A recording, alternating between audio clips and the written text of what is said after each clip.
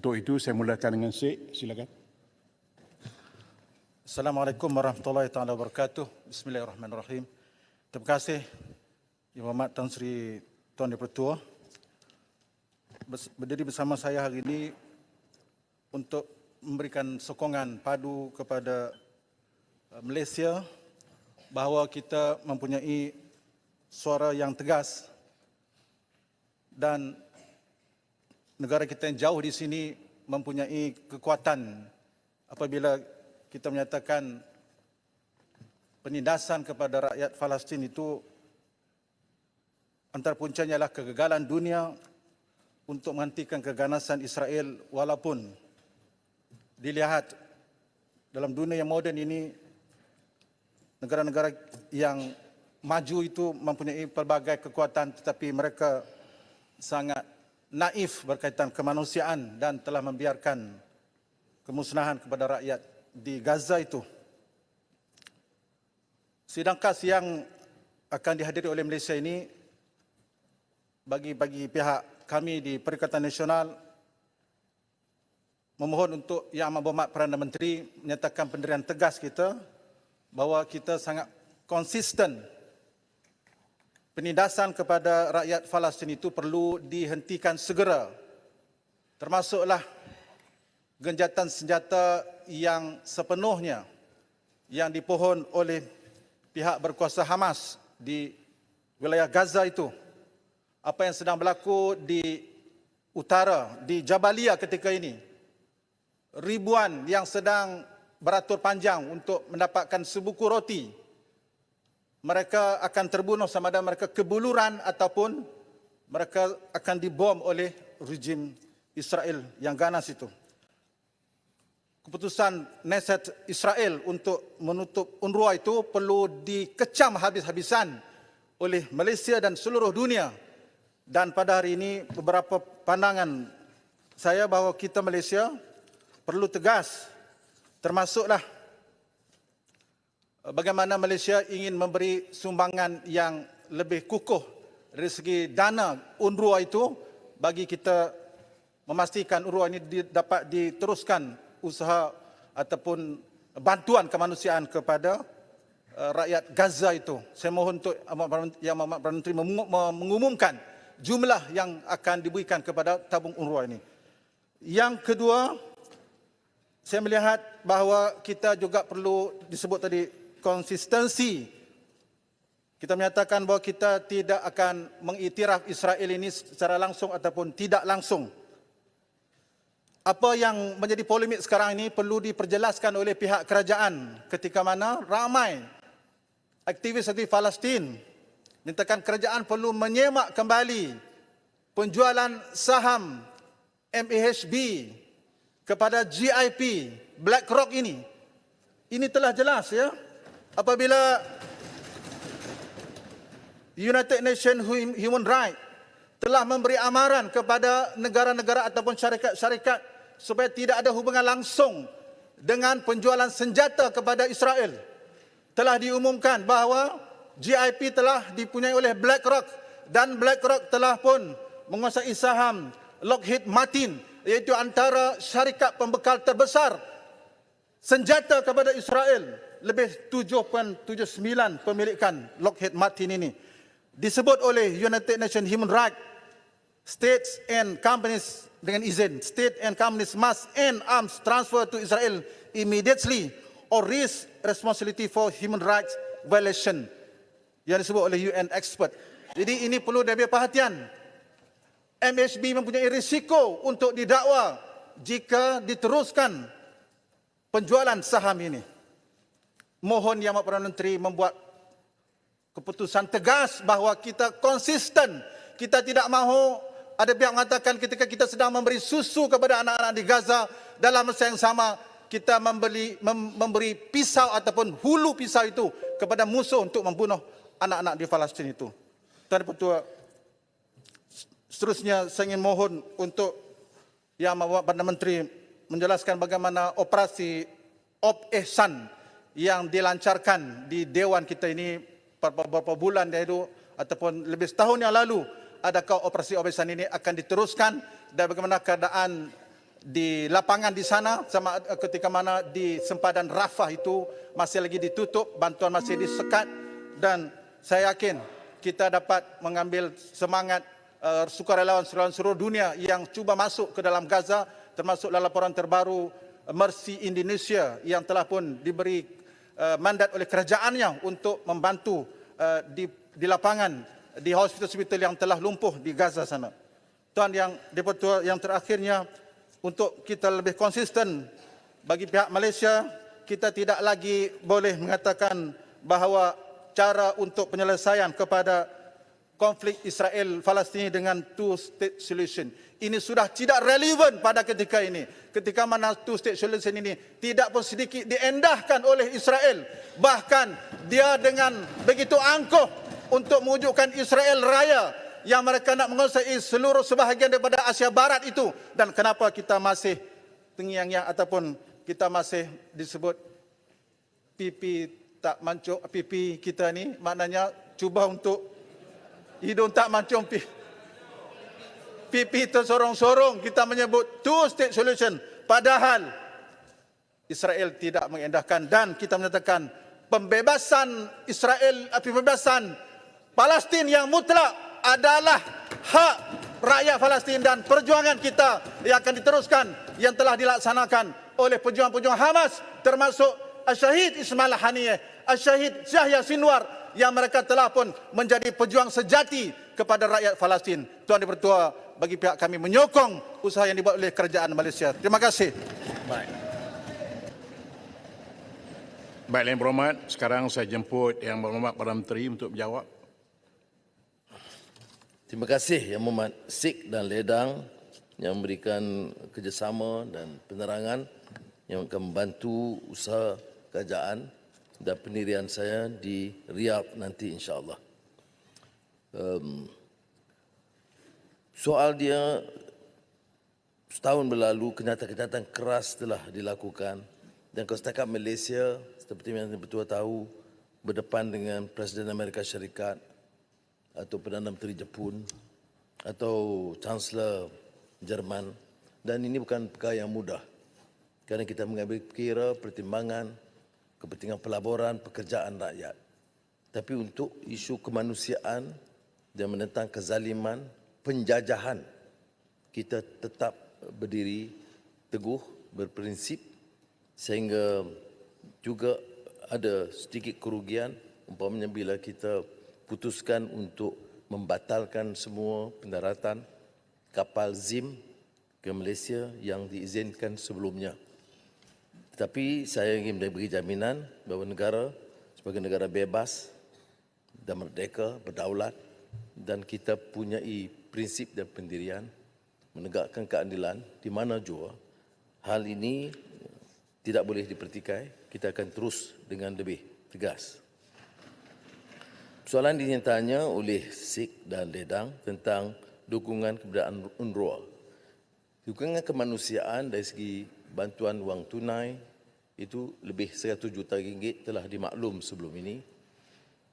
Atas usaha Menteri Pertahanan dan Menteri Luar Negeri, kita telah bawa pesakit-pesakit parah, anak-anak terutama dari Gaza untuk dirawat di hospital tentera, dan ini akan diteruskan. Khusus untuk UNRWA, setakat ini dana yang telah diperuntukkan dan diserah kepada UNRWA adalah 25 juta ringgit. Dan kita sedang berbincang bahawa Kementerian Luar dan UNRWA untuk melihat keperluan menyegerakan. Di samping itu, pertanyaan tentang bantuan kemanusiaan seterusnya dalam keadaan sekatan-sekatan. Kita terpaksa bergantung utamanya dengan kerajaan Mesir, dan keduanya dengan Qatar dan Emirat UAE. Saya akan berunding dengan Presiden Abdul Fattah Sisi Mesir pada 10 hari bulan.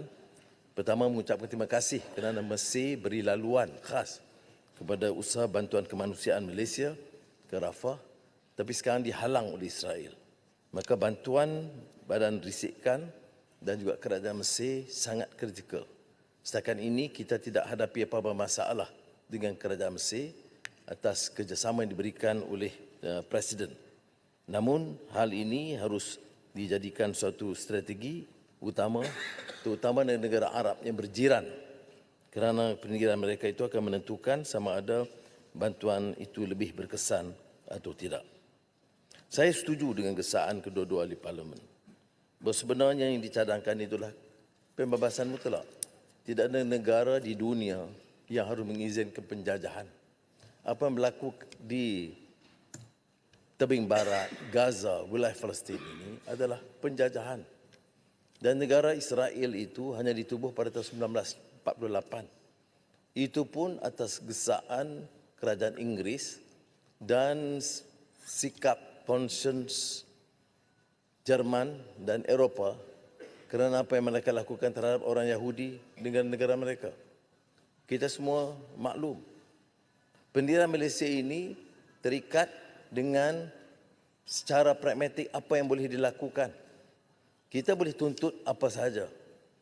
Tetapi pendirian kita mestilah secara konsensus berunding sekurang-kurangnya negeri-negeri Arab, negeri Islam dan ruang yang ada dalam PBB.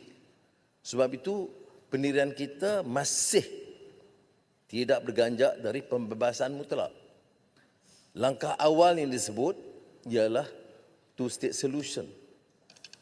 Ini tentunya tidak dipersetujui oleh ramai. Saya faham. Termasuk pendirian Hamas pada peringkat awal. Tapi kita juga tahu bahawa Liga Arab telah membuat keputusan bersama Qatar, Mesir dan kemudian Amerika Syarikat. Dan Hamas bersetuju sebagai langkah awal tentang pendirian yang sama. Tapi seperti mana disebut oleh kedua-dua yang berhormat tadi, yang menentang keras apa sahaja pengiktirafan, apakah ianya two state, one state, menentang keras kehadiran orang Palestin, itu adalah Israel. Sebab itu kita sebagai satu negara agak bingung. Negara-negara bicara soal demokrasi, hak asasi, keadilan. Negara-negara yang berjuang berhempas pulas menentang kezaliman dan penjajahan masih beri ruang kepada penjajah baru, kezaliman baru, appetite baru dan genosid. Dan ini bagi saya yang harus disuarakan. Soal penyelesaian itu tentunya akan dirangka oleh rakyat Palestin sendiri bersama dengan rakan-rakan mereka dengan negara jiran. Jadi itu setakat pendirian kita yang munasabah peringkat ini yang kita boleh lakukan. Ada yang mencadangkan tentang kedudukan kita dalam hal syarikat-syarikat. Tan Sri betul, pendirian Malaysia tegas. Tak banyak di negara di dunia ini mengambil keputusan seperti Malaysia lakukan. Janganlah menggesa kita buat lebih daripada itu. Kerana semasa rakan-rakan, seperti yang Muhammad Sheikh tahu, mereka dalam pemerintahan, pun mereka tidak lakukan begitu. Malah mereka mengizinkan ZIM berlabuh. Kita tidak mengizinkan. Jadi kita ambil langkah lebih daripada itu. Cuma sekarang ini ada bangkitkan soal syarikat-syarikat. Puluhan, malah ratusan syarikat yang ada kerjasama dan dagangan dengan Israel. Yang berdagang dengan semua negara termasuk Malaysia dan di semua negeri termasuk negeri-negeri yang diperintah oleh pembangkang. Jadi kita kena ambil keputusan yang agak real konsisten. Apakah keputusan kita ini melibatkan bantahan terhadap negara kerana penjualan itu dengan izin negara. Tidak ada penjualan kelengkapan tentera, kelengkapan ketenteraan yang boleh berlaku tanpa izin negara. Maka ini yang kita buat. Setakat yang kita lakukan, saya harap yang Muhammad faham. Ya. Saya juga bertanggungjawab untuk menjaga. Ya. Bukan sahaja keamanan, tapi kepentingan rakyat dan negara ini. Jadi janganlah kita, kalau kita cadang, dia bukan satu syarikat. Saya nak sebut di sini, kalau nak jadikan ini hujah, kita boleh sediakan ruang di parlimen. Berapa puluhan syarikat-syarikat bertapak di semua negeri di Malaysia ini yang punya kaitan cara langsung atau tidak langsung, termasuk sama ada kelengkapan atau parts atau saham, senjata dan syarikat yang ada kepentingan dengan Israel. Jadi keputusan itu harus keputusan yang tidak hanya retorik untuk menarik perhatian orang ramai. Ya. Kerana dari segi ketegasan, saya bukan nak astagfirullahalazim, bukan nak takabur. Saya telah mengambil langkah yang melampaui kesanggupan banyak negara-negara. Ya. Dan ramai rakan-rakan dari negara ya, yang mengingatkan saya tentang risiko ini. Pagi tadi, saya berbincang dengan Menteri Luar tentang kenyataan-kenyataan kita dan bagaimana menangani supaya Malaysia ini tidak terjejas. Kalau sudah baca buku-buku terakhir tentang peranan beberapa negara, termasuk Amerika Syarikat, berapa pemerintahan yang mereka gulingkan kerana pendirian yang tegas yang mereka anggap bertentangan dengan sikap dan pendirian mereka. Ini risiko yang saya fikirkan, saya tidak ketepikan. Tapi yang saya mohon dalam hal ini, saya terima kasih kepada Yang Hormat Sik dan Ledang kerana ada kesepakatan. Kita bawa mesej ini dulu. Dan kita lihat beberapa kekuatan. Kita runding dengan tegas. Sebab itu di Mesir, insyaAllah petang ini ke negeri China, tentu saya akan terima kasih kerana kenyataan Presiden Xi Jinping di sidang BRICS di Kazan itu sangat tegas. Sangat tegas negara China. Saya akan berikan dukungan kita terhadap kenyataan dan bergesaan supaya sesuatu yang lain tambahan dilakukan. Sudah juga tahu tentang kehadiran kita di BRICS kerana sikap negara selatan yang telah kuat bersuara sekarang. Dia tidak lagi seperti dulu. Jadi strategi kita lebih baik membina kekuatan dalaman dan kekuatan bersama negara-negara, sama ada Arab atau Islam atau Global South, negara-negara selatan yang punya kekuatan. Saya rasa itu lebih realistik melihat kepada permasalahan dunia yang rencam dan rumit yang ada sekarang. Saya faham tekanan yang diberikan dan saya tidak memperkecil kerana mungkin dari hasrat yang sungguh-sungguh kerana kita rasa resah dan sedih terhadap apa yang berlaku setiap hari. Ya. Belum pernah berlaku dalam sejarah moden apa yang dilakukan ke atas orang rakyat Palestin. Mana orang-orang yang biadab dan gila sahaja, bagi saya lah, pendapat saya. Jangan sebutlah soal demokrasi hak asasi yang mampu melihat dan mengizinkan dan memberi hujah mempertahankan kezaliman ini. Dari bab ini saya ucap ribuan terima kasih tentang pendirian yang telah diberikan. Saya hanya nak ambil kesempatan yang akhir di sini, iaitu tentang kedudukan rakan-rakan kita, tentera Malaysia, Malbat di Lubnan.